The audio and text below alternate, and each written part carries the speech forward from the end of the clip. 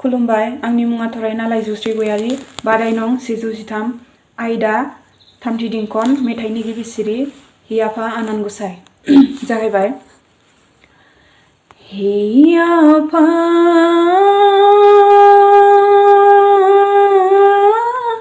आनान गसाइ बोराइ बाथौ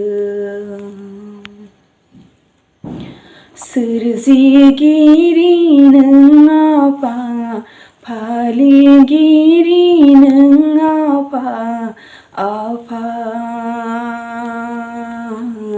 इसोर बोराइ बाथौ आफा इसोर बोराइ बाथौ हि आफा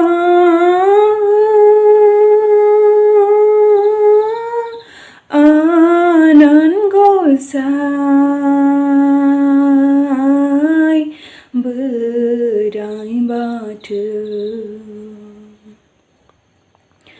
सोरजिगिरि नों आफा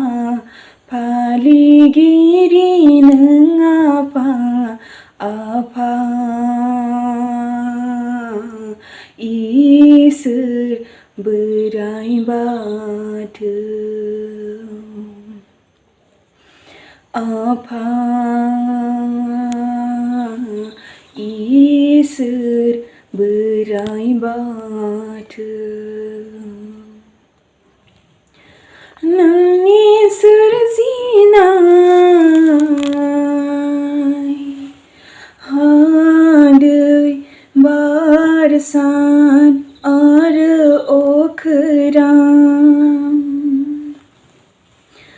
मोनथि मोना नोंनि मावगोमा सानसहाया नोंनि मोनथिना आफा इसोर बोराइ बाथौ आफा इसोर बोराइ बाथौ नोंनि सोरजिनाय हा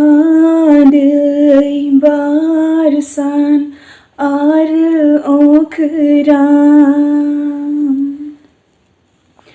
मोनथि मोना नोंनि मावगोमा सानसहाया नोंनि मोनथिना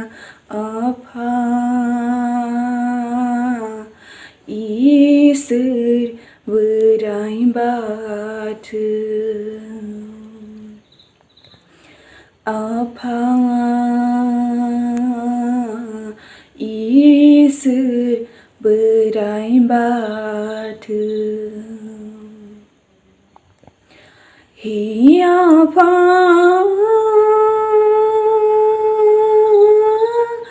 आनान गसाइ बोराइ बाथौ खोमसि मुलुगाव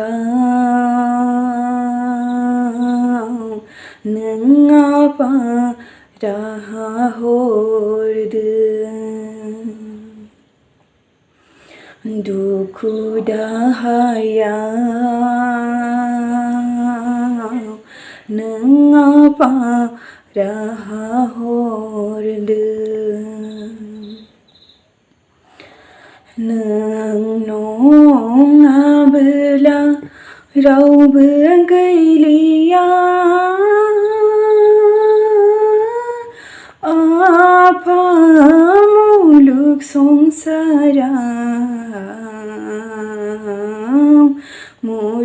संसाराव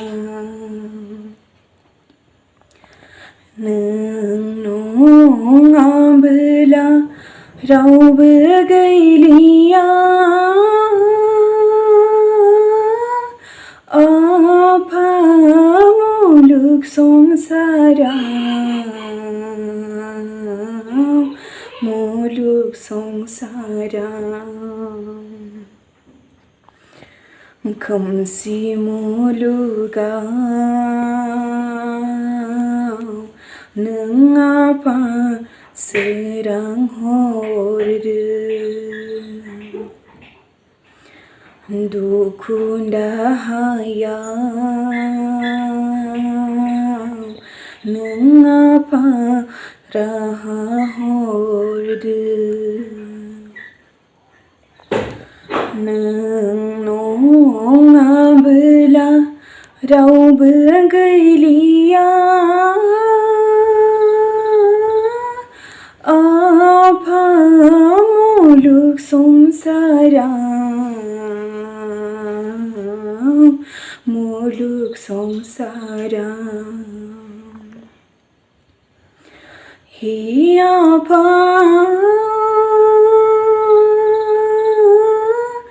आनान गसाइ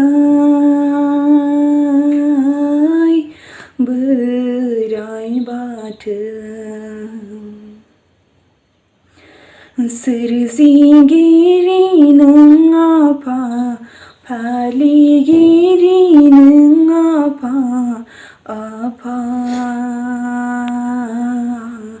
इसोर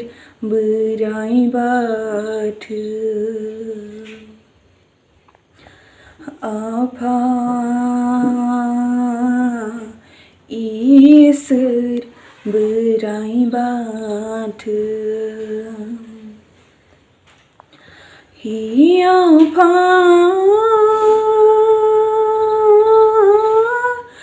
आनान गसाइ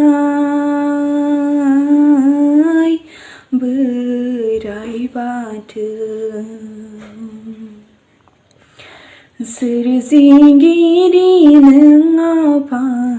फालिगिरि नों आफा आफा इसोर बोराइ बाथौ आफा इसोर बोराइ बाथौ